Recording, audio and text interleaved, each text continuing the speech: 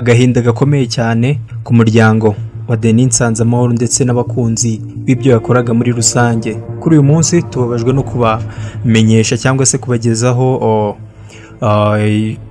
inkuru ibabaje y'umukinnyi wa filime Denis Nsanzamahoro wamamaye nka Rwasa witabye Imana kuri uyu munsi tariki 5 Nzeri 2019.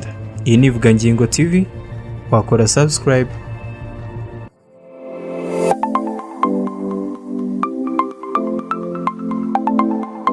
Denis Nsanzamahoro yitabye Imana nyuma y'iminsi 4 aho yari amaze iminsi mu bitaro bya CHUK.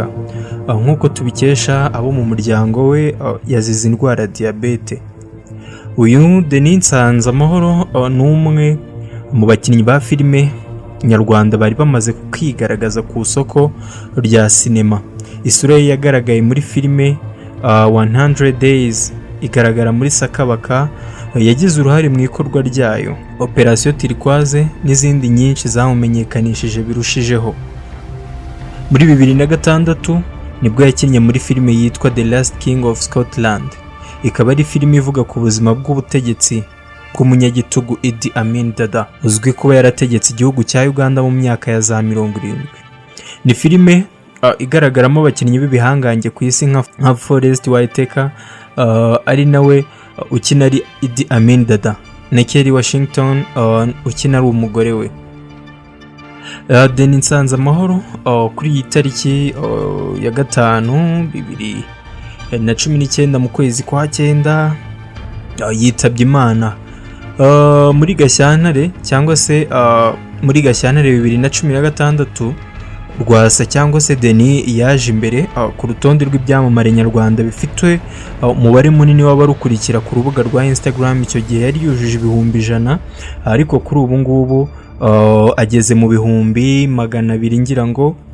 Muri Werurwe 2019 Denis cyangwa se Rwasa yakinnye muri filime yakoze ku gitabo cy'umukinnyi witwa ku mukinnyi wa filime akaba n'umuhanzi Gaël Faye yise Petit Pays.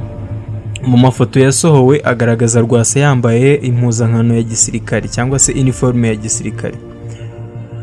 Kuri uyu munsi rero amateka y'uyu mugabo Rwasa cyangwa se Denis Nsanzamahoro, ubuzima bwe bukaba bwashyizweho akadomo.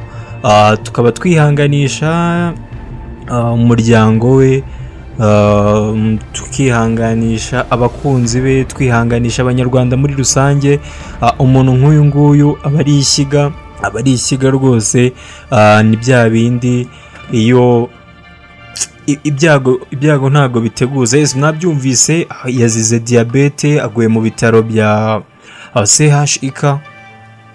Mukomeze mwihangane, munakore subscribe ku Vugangingo.